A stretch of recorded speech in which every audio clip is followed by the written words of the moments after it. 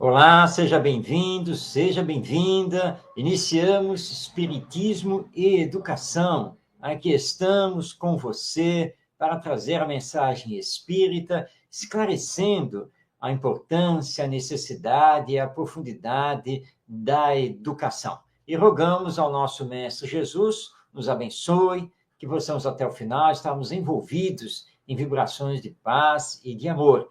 E estamos ao vivo, aqui através da web rádio Estação da Luz, falando diretamente da cidade do Rio de Janeiro. E, portanto, você pode enviar sua mensagem, sua participação, pode fazer também uma pergunta dentro do nosso tema, que nós teremos o maior prazer em lhe atender.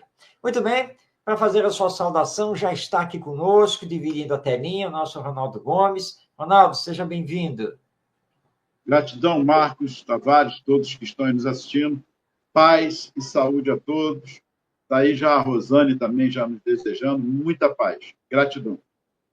Muito bem. Aliás, já temos aqui também a mensagem do nosso Wilson Ora, que também está sempre participando. Então, a nossa Rosane e o nosso Wilson já enviando aí a sua saudação.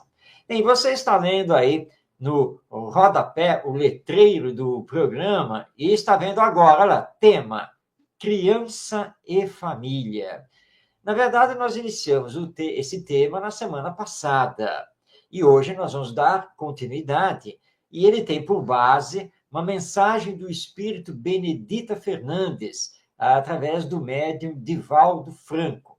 Essa mensagem está publicada no livro Terapêutica de Emergência e também ela depois foi publicada no livro Sublime Sementeira, que reúne textos somente sobre educação. E aí eu e o Ronaldo começamos, então, a conversar na semana passada sobre a questão da criança e da família. E avançamos muito na mensagem. Não, não é verdade. Foram apenas os 3 primeiros parágrafos, né, Ronaldo? Então, nós temos muito que conversar, não é, Ronaldo? Perfeito, Marcos. Eu gostaria de fazer uma pergunta, porque eu creio que é a dúvida de muitos. Aí, muita paz, Wilson, muita paz também, Rosane e todos que estão aí nos assistindo. Que muitas vezes não participam aqui, Marcos, mas estão aí nos assistindo. Mas, assim, Marcos, é uma pergunta.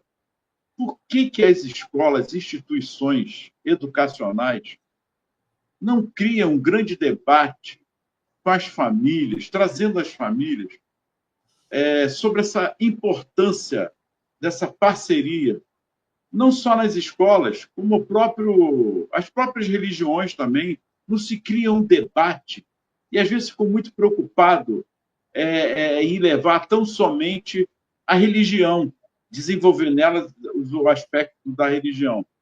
E quanto eu falo isso porque o Espiritismo tem lá na sua página, nós vamos um dia debater sobre isso, o homem de bem. Quer dizer, desenvolver esse aspecto do homem de bem, né? O homem de família, etc. Por que essa pergunta? Justamente, dos tempos para cá, eu tenho observado, e você também, a gente conversa um pouco sobre isso, que as famílias não estão muito aí ou muito aquém, raras exceções, em relação ao desenvolvimento moral, caráter, formação humanizada, vamos dizer assim, das crianças e dos adolescentes. Eu falo isso porque nas escolas que eu trabalhei, percebia isso, já falei várias vezes aqui também, o olhar perdido. O que estou fazendo na escola? Para que aprender isso tudo? E os assuntos estão surgindo aí na internet. A gente percebe isso. Para que estudar ou para que discutir certos assuntos se eu posso ganhar dinheiro de outras maneiras? Então, Marcos, por que eu tenho essa pergunta? Porque no parágrafo seguinte aqui da Benedita, ela é bem clara, ela é bem incisiva. Ela diz assim, ó, não nos referimos aqui apenas ao menor carente. Olha que interessante. Não carente.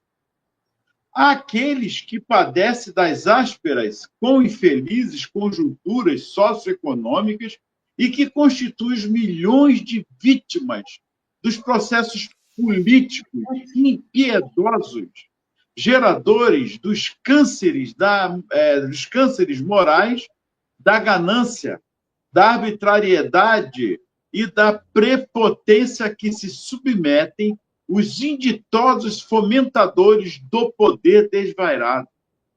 Marcos, isso é forte. Ela, para mim, ela foi uma raiz crucial de uma politicagem que se faz justamente desse poder desvairado. Está aí a minha pergunta. Bem, Ronaldo, são diversos fatores, não restam dúvida. A escola que hoje nós conhecemos, ela foi formatada durante o século XIX. Claro que a escola é mais antiga do que o século XIX, mas ela recebeu esse padrão, né, essa formatação que hoje nós conhecemos ao longo do século XIX, e principalmente já na sua primeira metade. Então, desde que a escola foi formalizada como sendo um instituto de ensino, onde você tem turmas de alunos, salas de aula, os professores que vão ensinar, que é exatamente isso que nós temos na atualidade, desde essa formatação, a família foi afastada. Ela ficou fora da escola, porque sempre se considerou a família como um núcleo básico da sociedade e meio que intocável. Família é família, escola é escola, órgão público é órgão público, empresa é empresa, indústria é indústria, a loja comercial é a loja comercial.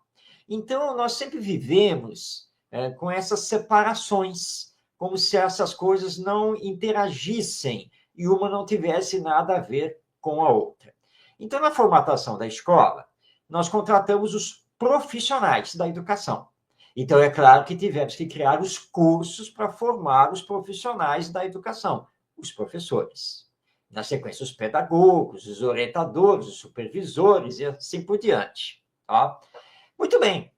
Então, a escola passou a ser o ambiente profissional para se ensinar. Ora, boa parte dos pais não são profissionais da educação. Podem ser engenheiros, podem ser sociólogos, químicos, enfermeiros, médicos, etc., mas não são professores. Quem é que entende da educação? Quem é que entende do processo ensino-aprendizagem? O profissional da educação, o professor. O professor e a professora são os que entendem. E a escola automaticamente fechou os portões para a participação da família. Foi um processo, digamos assim, natural. Quem cuida de ensinar são os professores. Fazem isso na escola. E, portanto, a escola não é para os pais.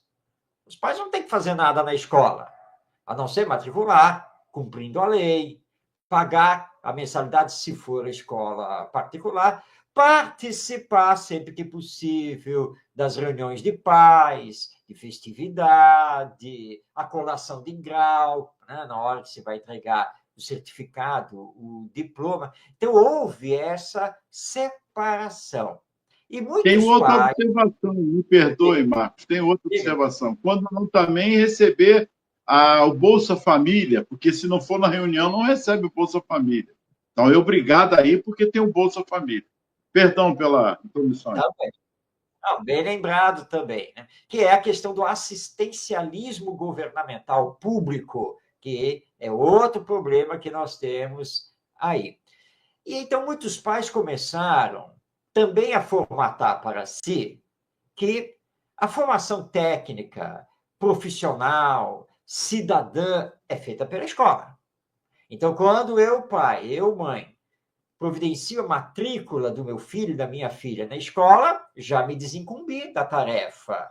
Já está na escola. Eu agora só tenho que acompanhar. Nada mais do que isso.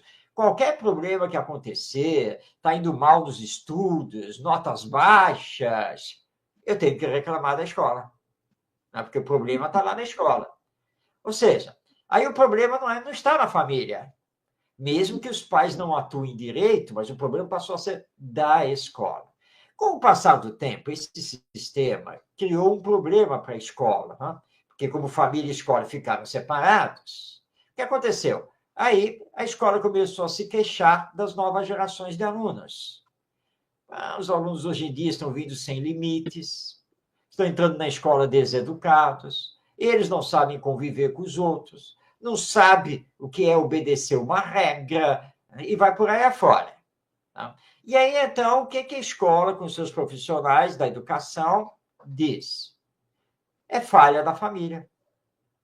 É um problema na família. E aí, então, a escola se exime de qualquer problema, não, porque aqui na escola, aqui na escola não tem problema. Aqui todo mundo se esforça, todo mundo trabalha, aqui nós temos os melhores profissionais, então o problema é lá fora. Lá fora onde? Família. Então, realmente, você fez uma pergunta, Ronaldo, que é muito importante. Porque nós precisamos ter os pais dentro da escola, para que eles entendam o processo, para que eles também aprendam lá dentro e se preparem para serem pais e fazerem da família o verdadeiro instituto de educação. E os professores conhecendo essas famílias dos seus alunos, as suas realidades sociais, econômicas, históricas, culturais, religiosas e assim por diante. Não é mais possível ficar essa separação total entre escola e família. E aí, os problemas todos que nós estamos vivendo na sociedade atual. Então, Perfeito. a escola precisa chamar a família e a família precisa entender que tem que participar junto com a escola. Por que eu perguntei isso? Agora vem a razão. E na evangelização? Por que também deixamos, muitas vezes, a família de lado, preocupando tão somente com a criança, ou adolescente, ou mocidade? E nós precisamos investir também nesse aspecto moralizador, de formação de caráter, trazer os pais para esse seio. Não tão somente para levar o conhecimento espírita, mas nessa formação de homens de bem. Então, a evangelização como um todo precisa urgentemente trazer a família também. Criar mecanismos, que há vários, nós já citamos aqui, para que eles possam participar. Porque senão a criança ela fica, e o adolescente, totalmente perdidos. Por quê? O exemplo maior que vem dos pais também, não há uma coparticipação. Para que eu vou, o pai Marcos, se você não vai? Por que eu sou obrigado a ir?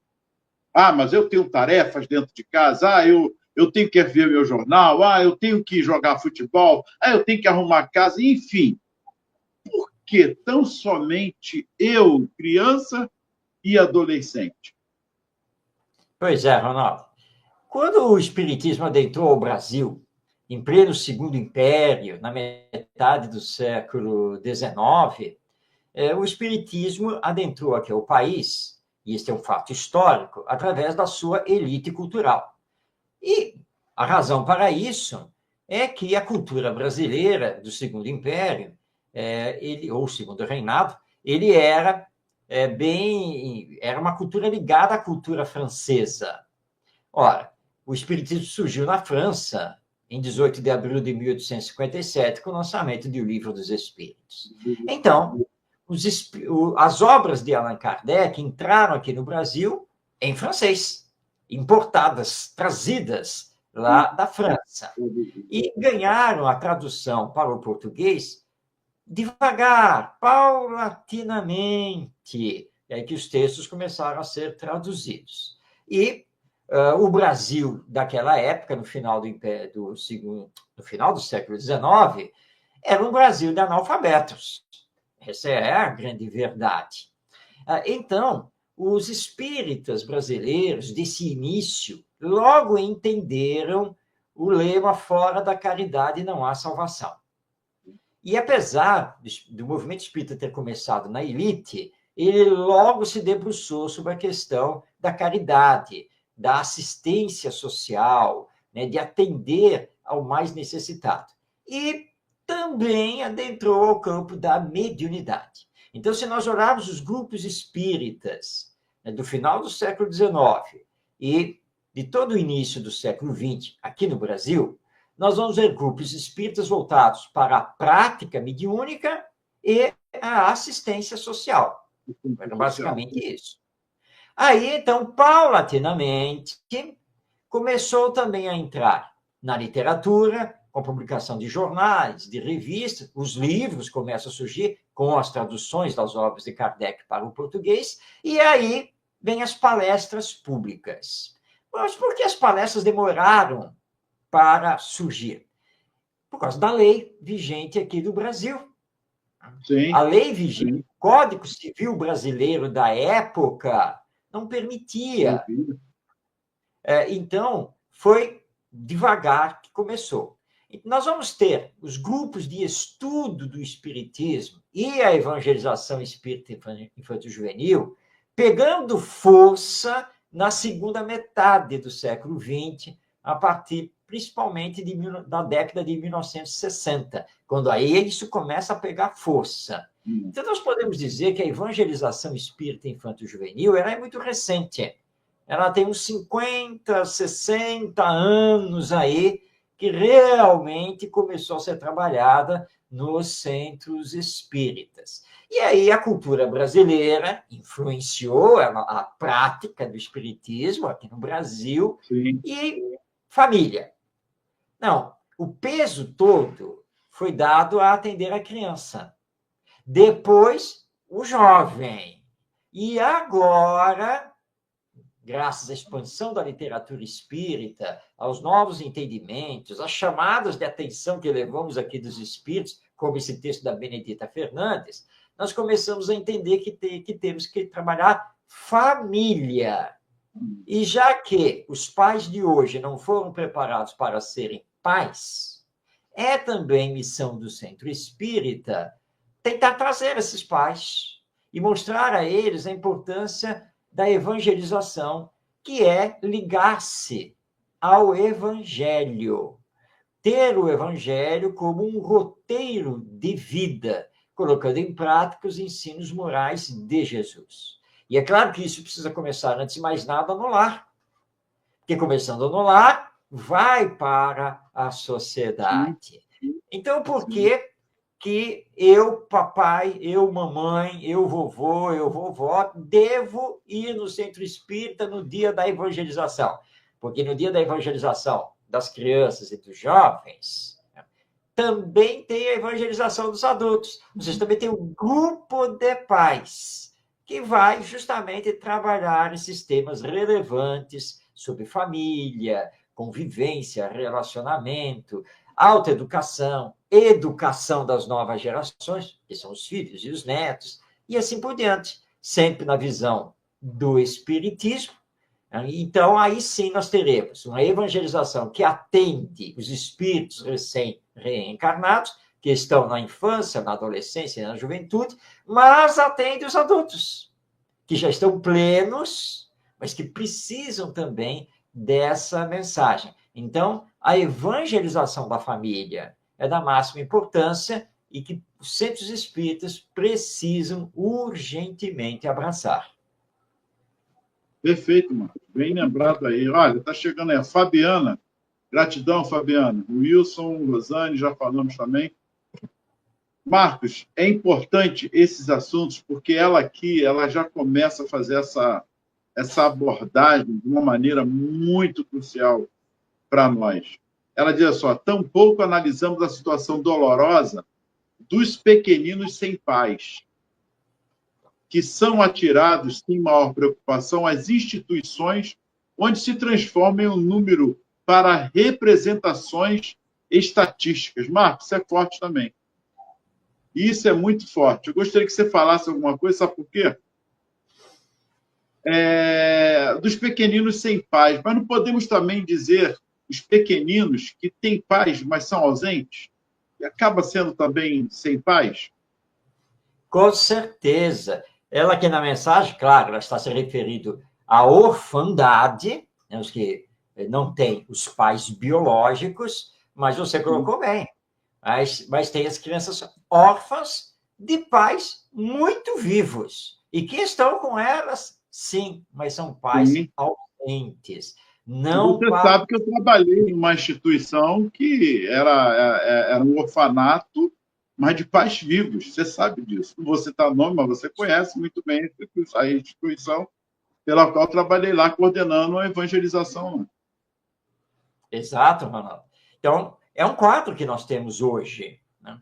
E, nesse caso aí, tá, uma organização espírita atendendo famílias mais pobres, mas nós hoje estamos assistindo famílias que estão muito bem de vida, não há nenhum problema de ordem econômica, financeira, mas em que os pais são ausentes.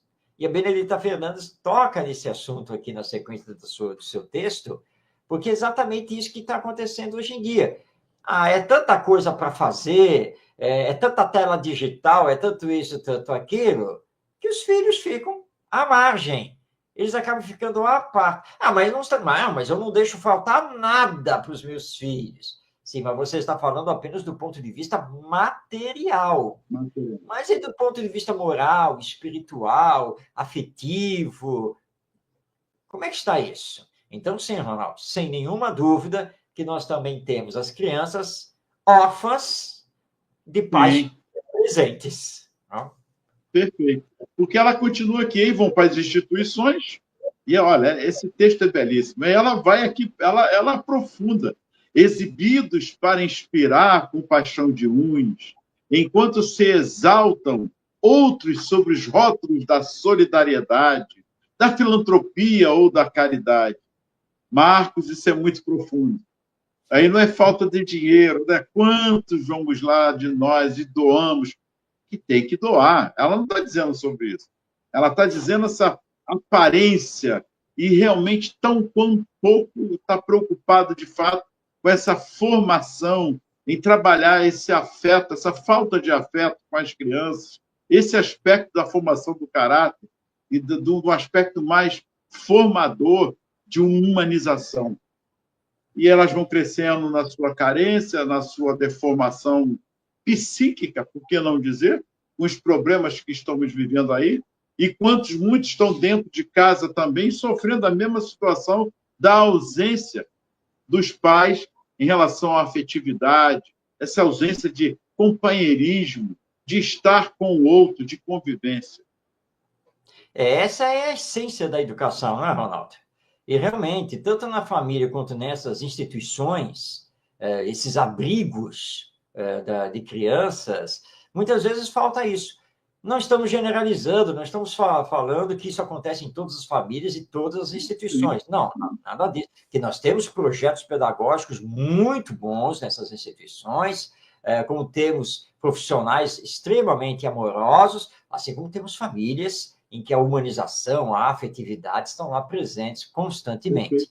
Mas é fato que nós temos uma parcela muito significativa, tanto dessas instituições quanto desses lares, dessas famílias, em que a humanização, em que o afeto, em que bons exemplos, em que se ter um sentido maior.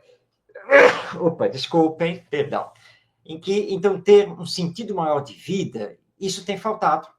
E aí, como você coloca, nós temos aí jovens de olhares perdidos, que estão vivendo por viver, que não sabem exatamente para onde vão, onde querem chegar, e se deixam levar pela roda gigante, viva, das emoções e das sensações.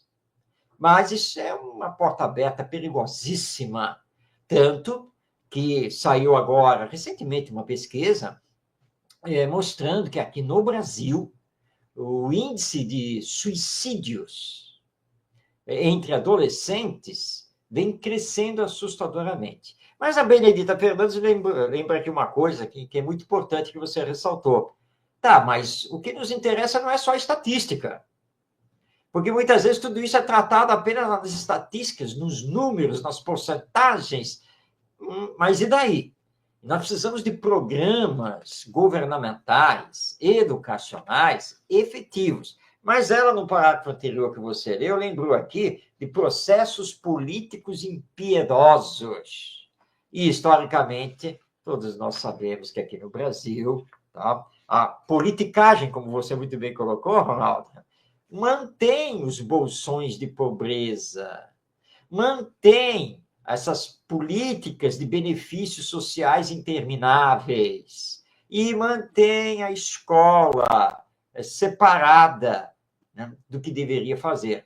Rapidamente, hoje eu estava ouvindo um podcast e um professor universitário, muito conceituado, ele tem livros lançados, ele estava sendo entrevistado, ele disse assim, olha, eu sou professor universitário. Na verdade, eu sempre fui professor universitário, ou seja, eu nunca trabalhei no ensino médio nem no ensino fundamental.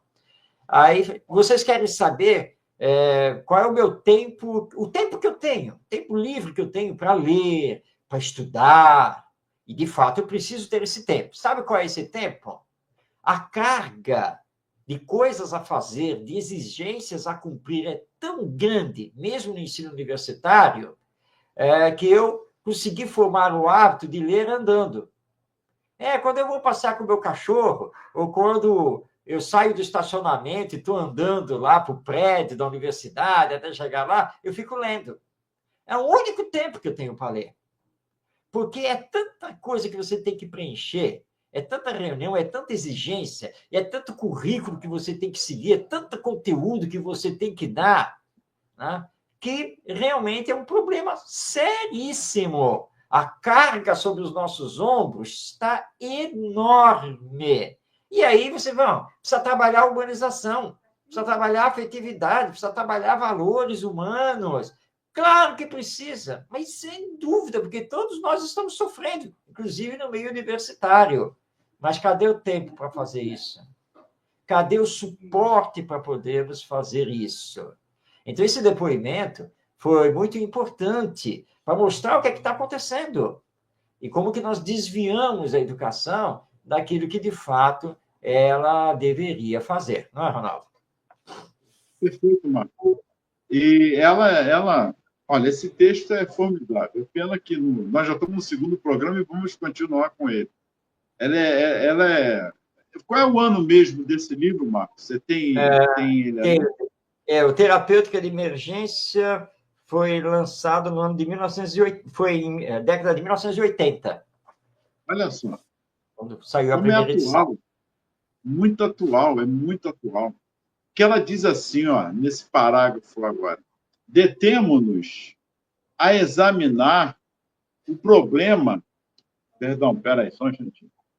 Detemos a examinar o problema da criança no contexto da família moderna, quando os sentimentos do amor e do dever se fazem substituídos pelas fórmulas simplistas e pelas ações fáceis, mercantilizadas de assistência moral e educacional. Marcos, nós estamos falando de uma época aqui que a tecnologia não é como a de hoje, não. Hein? Uhum. Olha que interessante, que hoje tudo a culpa é da tecnologia, porque é o celular, que corrobora em muitos aspectos, mas não é a culpa, não é dele. Ela está tocando num assunto aqui formidável, que é o de hoje também. Quando os sentimentos de amor, do amor e do dever se fazem substituídos pelas fórmulas simplistas e pelas ações fáceis, mercantilizadas de assistência moral e educacional. Isso é muito forte, Marcos. Muito, sem dúvida, Ronaldo. Seria uma dúvida. Não?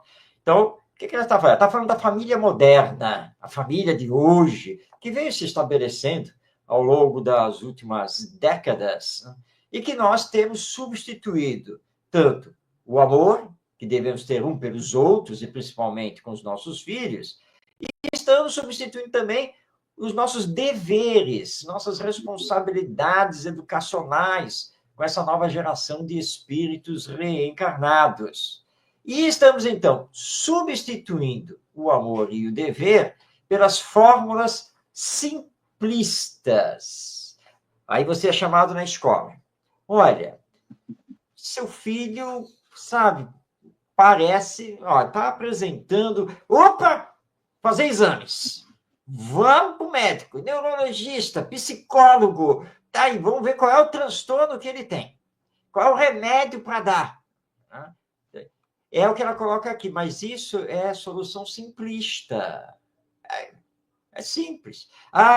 Ele está apresentando carência? Vamos passear no shopping, pagar para ele brinquedos, sorvete, brincadeiras, pronto, viu?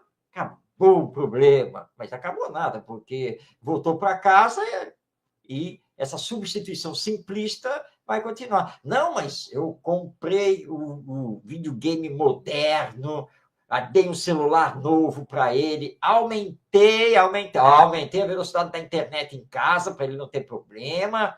Tá? E se for o caso, eu contrato o Ronaldo como professor particular para ele. Não tem problema, eu vou.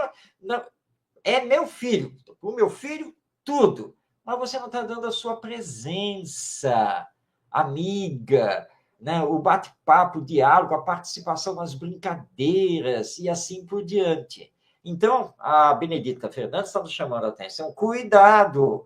Você está fazendo a substituição do amor e dos deveres educacionais por essas fórmulas simplistas exteriores e que maqueiam o problema todo que está se apresentando e que está se avolumando, se aprofundando. Quando, na verdade, talvez ele só precise que você sente com ele.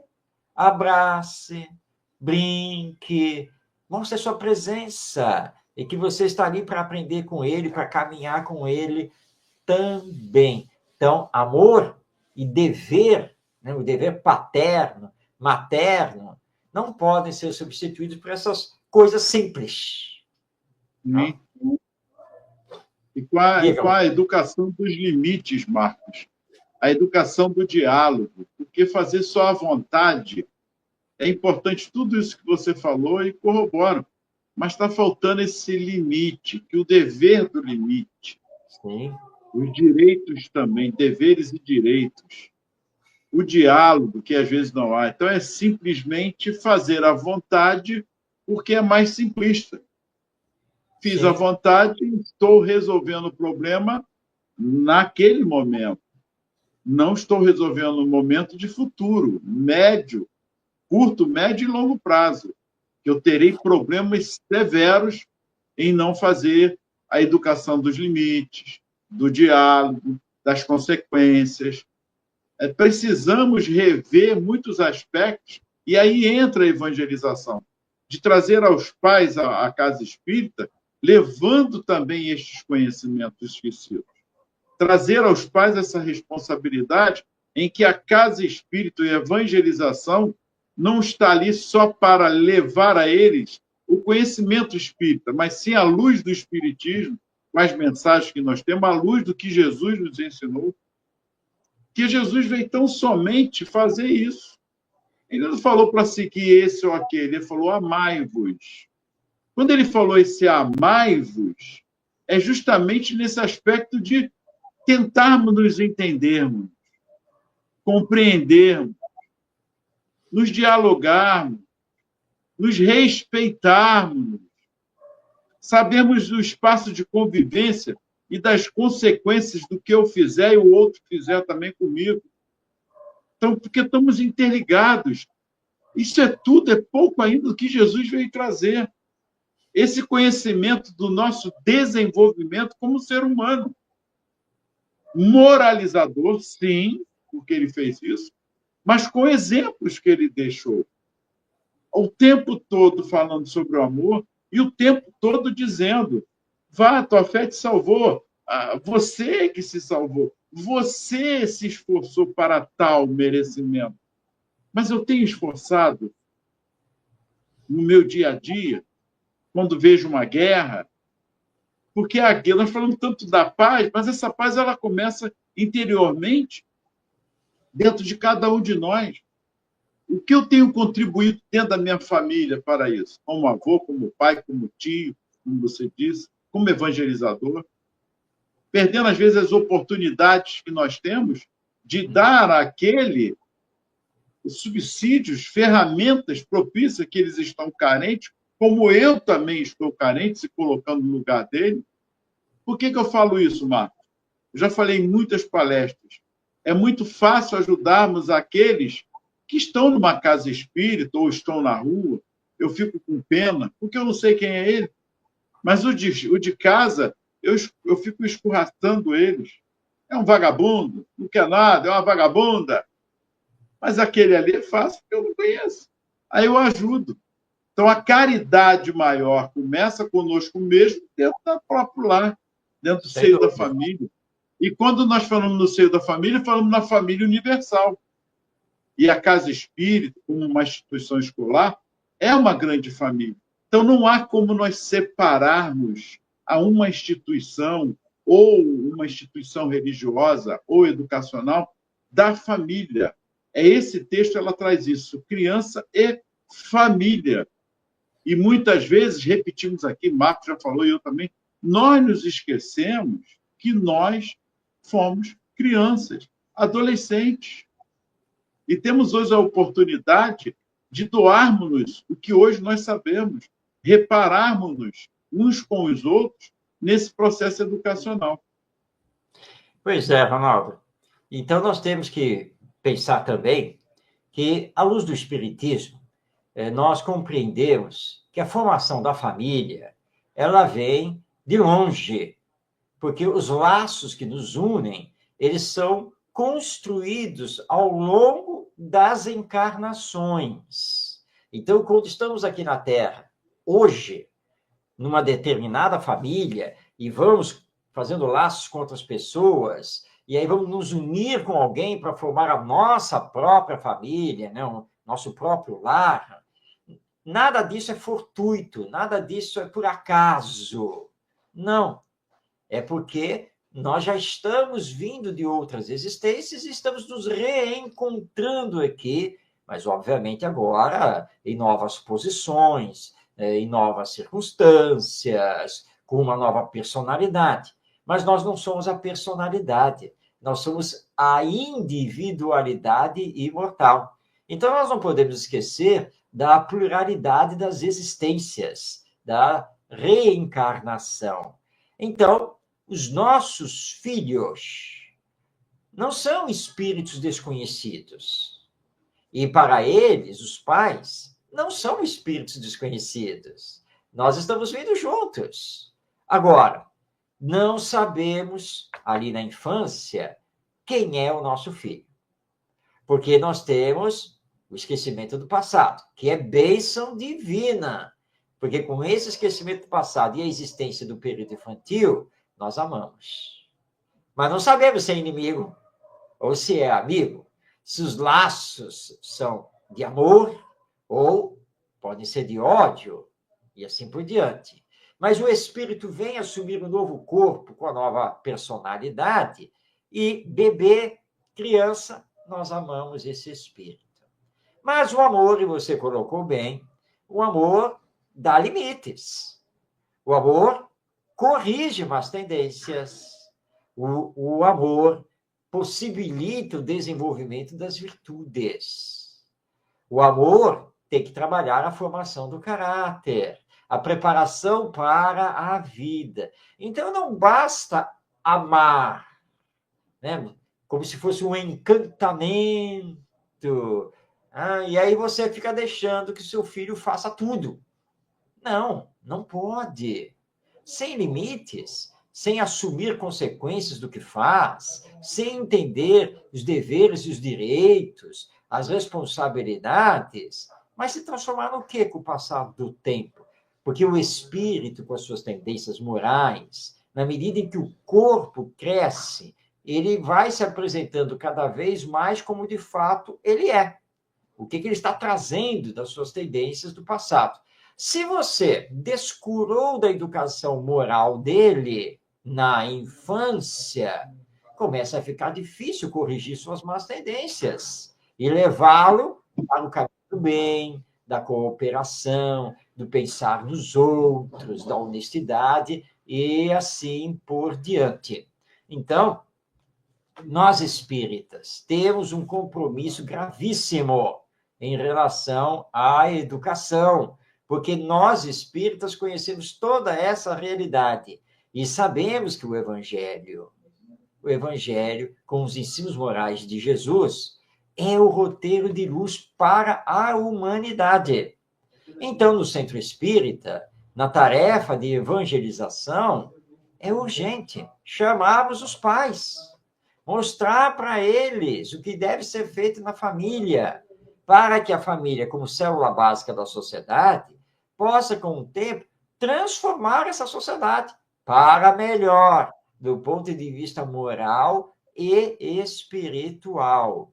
Então, tudo isso nós temos que levar em consideração na hora de organizarmos a evangelização espírita, cujos fundamentos pedagógicos estão no Espiritismo, em todos os seus princípios básicos, isso não pode ser esquecido. E nós estamos vendo tantos problemas na sociedade humana, que, aliás, nem precisamos citá-los aqui, que nós estamos vendo a urgência desse trabalho. E que não podemos deixar que mais uma geração passe, que outra geração venha e passe, porque a tendência é de agravamento. Mas aí, Ronaldo, eu já sei o que é que estão pensando. Mas nós não somos abandonados por Deus. Claro que não. Mas isso aí nós não temos nenhuma dúvida. Mas os espíritos superiores, em O Livro dos Espíritos, são muito claros hoje. O espírito não pode retrogradar, ele não pode recuar na sua evolução, mas pode estacionar por muito e muito tempo. E se o espírito estaciona, e um grupo de espíritos estaciona, isso significa estacionamento do próprio progresso durante muito e muito tempo. E temos exemplo disso, mas é claro que temos. No mundo ocidental, basta olhar para a Idade Média, onde ficamos séculos estacionados, sem crescer, né? Sem sair do misticismo e de um monte de coisas que muito prejudicou a evolução da própria humanidade terrena. Não esqueçamos, portanto, das lições do próprio Espiritismo ao atuarmos na evangelização no Centro Espírita. E aí vem a pergunta, Marcos, 364 do Livro dos Espíritos, para que possamos compreender o que há em nós. Olha só a pergunta. É o mesmo Espírito que dá ao homem as qualidades morais e as dá inteligência? Que a pessoa pode ficar em dúvida. Não é possível. Eu fiz isso, fiz aquilo, a pessoa mudou do nada. Mas é o mesmo Espírito que dá ao homem essas qualidades morais e dá inteligência? Responde os Espíritos. Seguramente que é o mesmo. E na razão do grau a que tenha chegado. O homem não tem em si dois espíritos. Eu estou levando essa pergunta à questão porque você falou aí do espírito, que a gente não sabe quem vem, aquela criança. Meu Deus do céu, é bonitinho, olha, é inteligente, como ele está dizendo. Mas é a moral. E aí entra a questão 365. Porque os homens mais inteligentes, que revelam o espírito superior, neles encarnados, porque os homens mais inteligentes, que revelam o espírito superior neles encarnados, são, às vezes, ao mesmo tempo, profundamente viciosos. Olha a resposta dos espíritos. É que o espírito encarnado não é bastante puro, e o homem cede à influência de outros espíritos ainda piores. O espírito progride numa marcha ascendente, insensível, mas o progresso não se realiza simultaneamente em todos os sentidos. Num período, ele pode avançar em ciência, no outro, em moralidade. Daí a importância da criança e a família, as instituições, e principalmente a instituição na evangelização, no caso nosso, o Espiritismo, dessa importância do senso moral. Porque a criança, Marcos, nós já passamos por cada coisa com criança, que você vê perguntas inteligentíssimas. Mas que... Aí, ó, nossos filhos são espíritos aí, ó. Um excelente livro, realmente, para o estudo. para que possamos compreender que o que está ali, esse espírito, já traz uma bagagem intelectual muito grande. Moralmente, muitos poucos trazem, mas a grande maioria intelectualmente é muito avançada. Então a gente acha, então vamos desenvolver neles todo esse desenvolvimento intelectual, colocar, Marcos, em belíssimas escolas, que é para eles, ok, tranquilo, mas e o senso moral, como ele está dizendo aqui? Esse desenvolvimento, essa preocupação com o caráter, com o homem de bem, em que Jesus trouxe para nós, como Nicodemos, um homem ali, representando ali a inteligência das ciências. E Jesus só falou que é preciso nascer de novo. Aí ele ficou, mas peraí, ficou tonto. Não estou entendendo. Ué, tu és mestre em Israel, não sabes dessas coisas. Marcos, isso é profundo. Para que Muito. possamos compreender a importância da família na sua educação primeira, do senso moral. O cognitivo, é claro, levar à escola, à faculdade, mas esse aspecto de uma educação moralizadora que está esquecida. E vou te falar mais, humanamente esquecida. E lembrando que, através do Espiritismo, essa educação moralizadora, ela é, ao mesmo tempo, libertadora da consciência. Porque o Espiritismo trabalha a fé com a razão, sem nenhum tipo de misticismo, nenhum tipo de dogma, nada disso. E que leva, então, esse espírito que está na infância a pensar, a conseguir discernir, e aí ele vai utilizar a inteligência, entre o bem e o mal. O que faz bem para ele, mas e o que não faz bem para ele, o que faz bem para a coletividade e o que faz mal para essa coletividade. Porque ele é um ser social, ele vive com os outros. Ninguém vive, de fato, isolado. Então, essa educação, sim, ela é prioridade da família. Não resta nenhuma dúvida quanto a isso. Mas quando nós falamos que é prioridade da família, nós não falamos que é exclusividade da família. É aqui onde se faz confusão. Quando se diz, não, a educação moral pertence à família. Não exclusivamente. É uma prioridade da família, mas pertence também à escola, também é papel dos professores, que, aliás, não podem esquecer que eles não são só professores.